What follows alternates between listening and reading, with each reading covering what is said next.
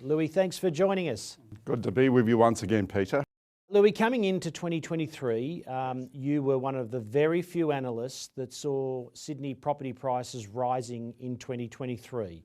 Most people were geared for a pretty tough year at the end of 2022.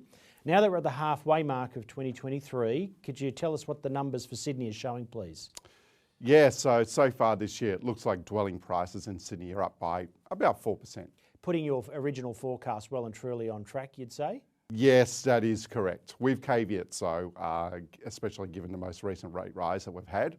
But yes, no, it's been on track in terms of our base case forecast. And are we seeing a difference in the performance of houses versus apartments, or has everything been rising universally and consistently? I wouldn't call it consistent. I would say the very top end of the market, particularly freestanding dwellings, has probably outperformed the rest of the market. So the affluent end of the market, which has been driven by a very strong Sydney economy. I would say the weaker end of the market so far is still units. So we haven't seen a lot of movement for prices on units. It's predominantly been for freestanding homes. And is there any suburbs in particular that are outperforming the broader city? Top end suburbs predominantly, once again, Peter. So the inner ring, we've seen some very strong performance there for semis, for terraces, for freestanding homes. We have seen movement across the board when it comes to homes, and as mentioned, a little bit of underperformance when it comes to units. Not that units have fallen further, I don't think they have, especially established units, but it does appear through the data that freestanding houses, semis, terraces in the inner ring of Sydney have actually done best. Anyone who's taking a close look at the Sydney market will tell you that there's an absolute lack of sales listings. So buyer demand is outstripping seller supply. What role is that playing in the strength in the property market that we're seeing at the moment? Well, it's played a role in terms of buffeting the downturn that we had in 2022. So in normal downturns, you see a surge in listings. But we didn't get it this cycle. Yes, there was a tick up in listings, but really new listings fell away. Vendors didn't want to sell into the 2022 downturn at all, and they felt they didn't need to sell.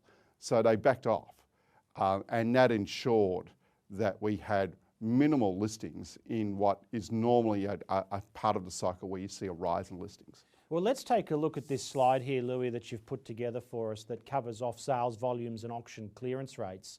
We can see late in 2022 that volumes are pretty consistent, but we've got a softening there in the auction clearance rate. But then when we come to 2023, it quite clearly articulates that there's been a pullback in sales volumes, particularly in the last quarter, and a much stronger auction clearance rate, keeping in mind that your auction clearance rate is done on the Tuesday after the respective weekend, not on Saturday night.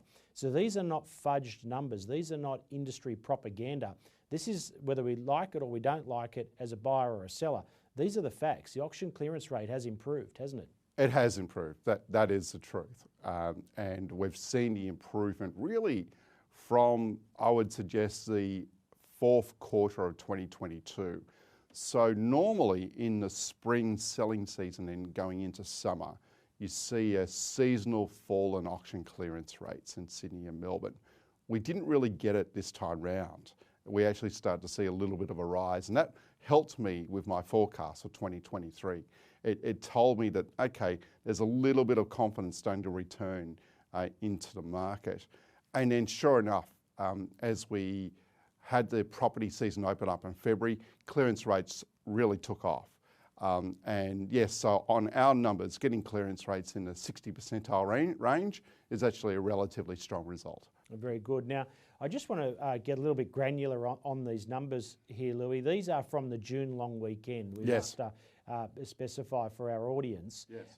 But the trend I just want to highlight has been fairly consistent all year, and that's the number of properties that have sold prior to auction versus the numbers that have sold at auction under the hammer. Yes. Let's remove failed campaigns to the side for one moment.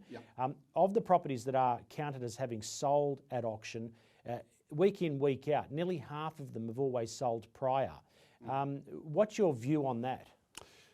Yeah, selling prior to auction is a very interesting one. I have some people take the view that it shouldn't be included as part of the clearance rate. However, we take the view that, okay, it was a successful campaign. When you think about it from a vendor's perspective, the vendor is going to auction with a view of selling by that date. They're not looking to sell after that date. If they sell before that date and they're happy with the price, fantastic.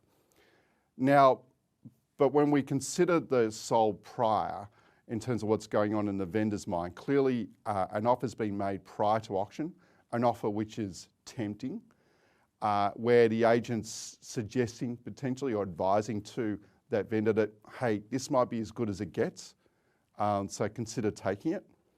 And so in this uncertain market, especially rising interest rates, yeah, we're seeing more and more vendors taking the sole price. Yes, they're happy to take the early money and not chance their arm on auction day. That is correct. Yeah. So yeah, you normally see that in more uncertain times. So no great surprise there, but nevertheless, it was a successful campaign with regard to the vendor. They got to sell on or prior to the auction day, which is exactly what they wanted. Indeed, and in more bullish markets, rapidly rising markets, would vendors be more inclined to chance their arm under the hammer, or is this a trend that we see when a property market's rising where the vendor doesn't want to risk what's on the table and the buyer's happy to go to their limit pre-auction to give themselves some sort of certainty or security? You know, in my experience, I find that the vendor's often quite reliant from the advice of the agent in terms of the strength of the interest in the property. And I've found in the past that what agents tend to do is that if they are a little bit unsure, they'll recommend, and they've got an offer that's strong, that's within the target range of the vendor, they may well suggest to go with it no matter what the market is. And then at other times, I've noticed that, yes, the agent will suggest, no, just wait until we get to the day of the auction. We're confident we can do better than that. So it's horses for courses for each individual property, I find. But overall, yes, in stronger markets, the probabilities are that the vendor may well achieve a better price on the auction date. The auction clearance rate on your numbers is 70-75% week in, week out. Is that about right? Our final clearance rate numbers in Sydney right now have actually been running in the low 60s to high 50s. Right, okay. So the preliminary numbers that you see from my peers, which are released on Saturday, they generally have been coming in like the mid 70s to high 70s, only for those to be revised down each and every week. So of the 30 to 40% that don't sell during the auction campaign before or on the day, and then go to the market afterwards, what's the clearance rate like for those properties in this environment? So you're talking about properties that failed on the day to sell, correct, and then they eventually sell. So if we've got a clearance rate of 65%, 35% haven't sold. I'd say another 15% sell within a week of the day, and then it really does boil down to the price and where the vendor is in terms of their expectations. Yeah. And have we seen many failed campaigns from 2022 come back to market and manage to transact in 2023? No, we haven't seen that many of them actually, not on our data. You always get some, but I wouldn't say that they're dominating the space right now. Certainly selling conditions this June are better than selling conditions last June. They are better. They're better for vendors, they're better for buyers, they're certainly better for agents. Louis, let's take a quick look at the rental market. You had a forecast for the rental market coming into this year as well, and you're expecting a very aggressive 12 to 16% increase in the Sydney rental market. That's off the back of a 25% increase in rents, asking rents for the previous year. So we're actually, it sounds very strong, Peter, but we're actually forecasting a little bit of a slowdown. But yeah, it's still a robust number. But the first quarter of this year, as international students, uni students, the borders continued to remain open, they really flooded back into town, and everyone saw footage in the media of queues of house hunters at rental open inspections. Yes. And then something interesting happened as we hit that sort of autumn-winter period. Suddenly, all this rental stock came to market, and there wasn't the lines or the queues of potential renters there that landlords were expecting. And I've seen a number of landlords in the last month or so that have been caught out where they've got too aggressive on price with their existing tenant. The existing tenant's moved on for better opportunities, and suddenly the landlord, in what they think is a rental boom, a landlord boom, has got an empty property and no one turning up to the open house. And I've seen this more than once in the last month. So what are your thoughts on that? Yeah, I think the heat has just come out of the rental market in Sydney since March. We have been recording rises in rental vacancy rates for the month of April, for the month of May, and I'd say looking at the forward weekly rental listings, we're likely to record another rise again for the month of June.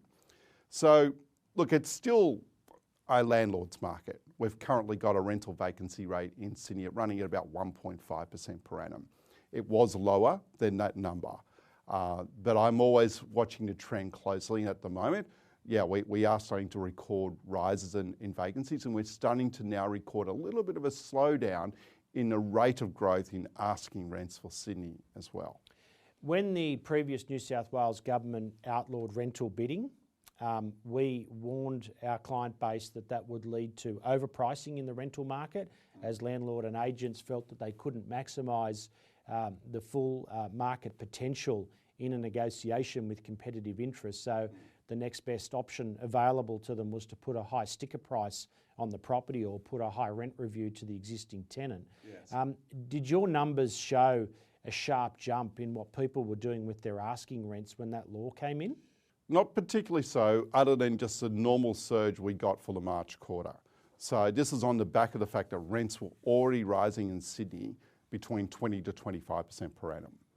So if I recall our March quarter result for Sydney rents, I think it was up by about another 5.5% for the quarter, which is in itself a very strong result, something you normally see for the course of a whole year.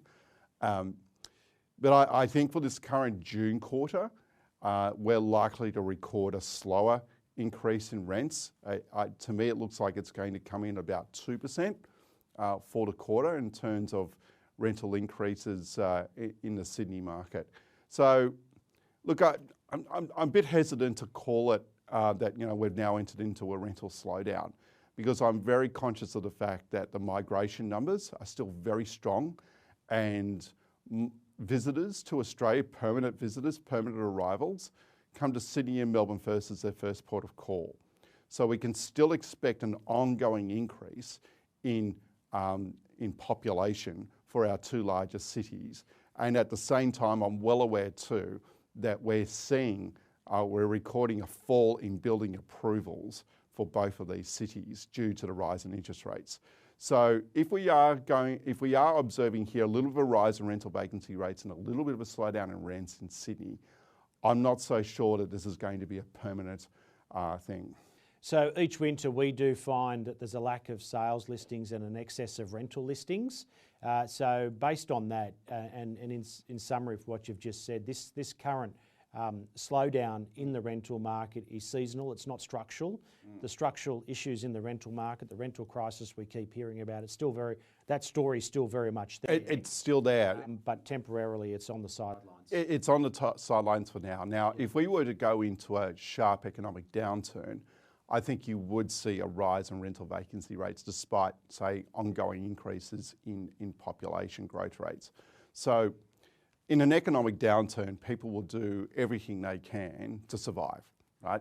And so you will see more sharing, more grouping together of people just to cover the rental burden. Which is what Philip Lowe suggested in the parliamentary hearing and got absolutely howled down for, didn't he? Well, he didn't say it in the most eloquent way, didn't he? Let's talk about Philip Lowe and the RBA now, if you don't mind. Yep. They are trying to contain inflation. Rental market, whilst it may be momentarily cooling, the rental market is well up. Sales prices are well up. Would the RBA be absolutely alarmed and shocked at what is happening in the property market at the moment? I think they've definitely surprised to see the rise in prices in the housing market. They've certainly noted that in recent statements, and they've noted it as being rather an unwelcome event. It may well have been one of the reasons why they rose again in terms of the cash rate for the month of May and the month of June, for which they noted at the same time the housing market recovery in Sydney and Melbourne. Louis, last year, whilst you were one of the few analysts that predicted Sydney could and probably would rise this year on balance, you weren't predicting an outright boom, but on balance you were. You floated another theory that got no airplay and no credit, but I want to cut back to now because it's got credence all of a sudden. And you suggested that if inflation remained above mortgage rates and above the cash rate, there may be a story where cash floods back into hard assets because the value of your cash is going backwards at the rate of inflation. That's right. Are we seeing a version of that story play out this year in the marketplace? I think in part we have. So let's consider the additional buyers that are in the marketplace. Firstly, there's more first home buyers in the marketplace. These first home buyers were renters who had been squeezed by 20 to 25% increases in rents. Those rents form part of the CPI. So when you consider what's going on the ground, yes, inflation has in part driven more first home buyers in the market trying to get away from these skyrocketing rents. Second, investors have been jumping into the market.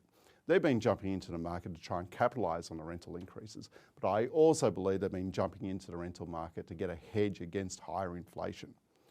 So history has shown us that in times of elevated inflation, the community looks for a hedge. They look for something to hold that it's tangible, it's going to retain its worth while fiat money starts to devalue. And property generally is the number one asset for that, followed by gold normally.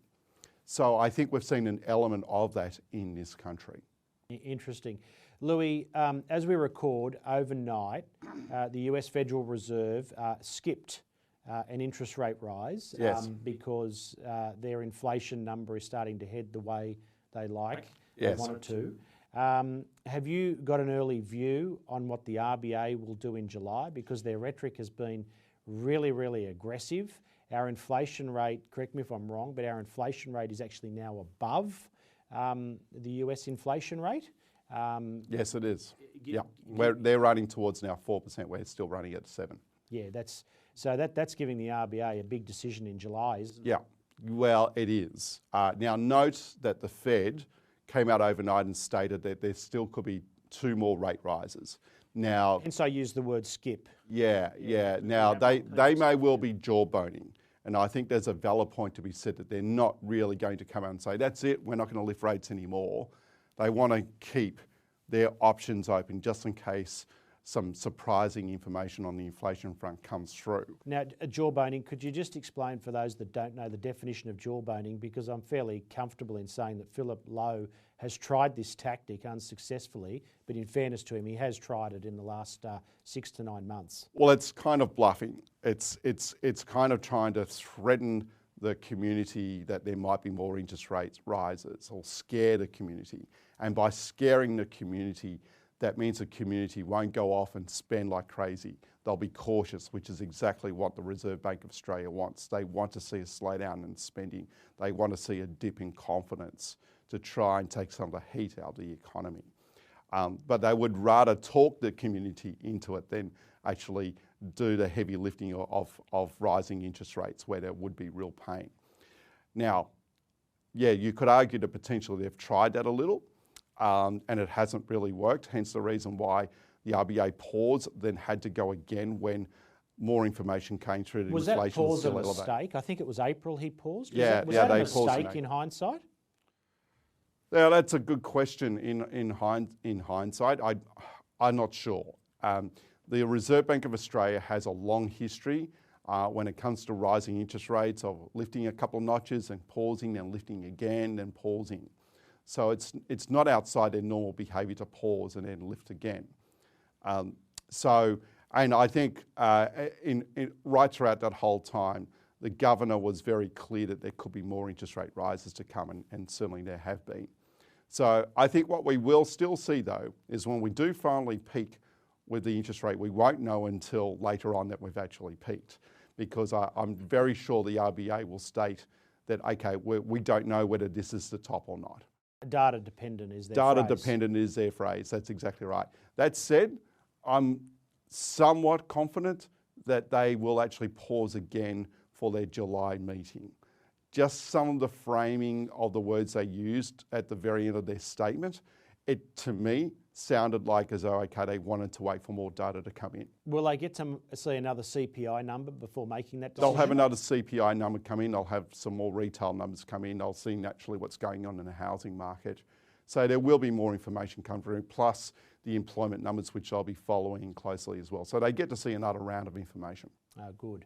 Because it is extraordinary times. We keep hearing that consumer confidence is at 30-year lows. Yes. But we've got a rising property market. It's very abnormal, that is correct. But it does boil down to this notion of, okay, we need an inflation hedge of the sort. Because the truth is that if you're leaving your money in the bank at the moment, in a standard cash management account, okay, you might get now 1.5% to 2%. Inflation's running at 7%. That means you're losing in real terms on that money about 5% a year. And I like to remind people regularly history, especially in this city, because back in the 1970s, Sydney house prices quadrupled in a decade. On the back of rising inflation. On the back of rising inflation, really. Now, inflation was more elevated than what we have today, but it was on the back of rising inflation. People were looking for some tangible assets to park their money in so they could hold their value. Yeah, that all seems plausible and obvious now as we look back on what was happening in 2022. But back in 2022, it was a less obvious point, that one, wasn't it? That's how the market could play this year. That is correct. I think 2022, there was a bit of shock and awe with the rate rises we had initially. People thought, okay, well, buyers really stood back. But in truth, nobody was doing it particularly hard in terms of existing borrowers.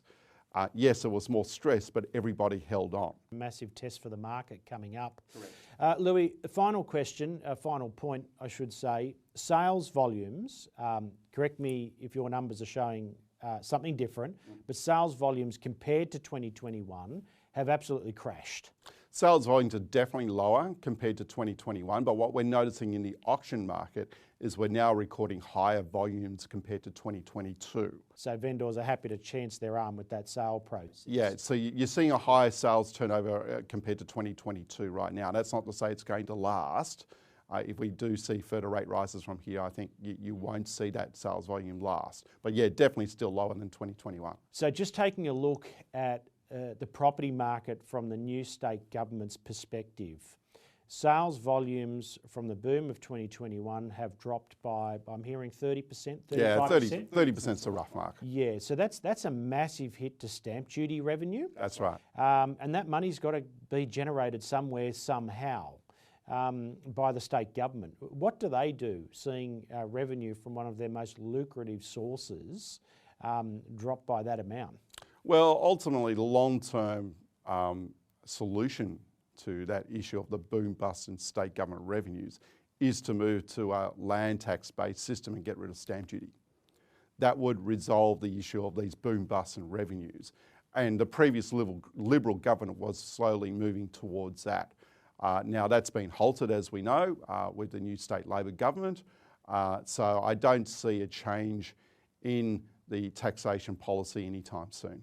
So can we expect things like road tolls, land tax? Can we expect added taxation elsewhere to offset the drop in stamp duty, or are they just copying? That would be a bold move from the state Labor government to do that. I suspect what they'll do instead is just run budget deficits.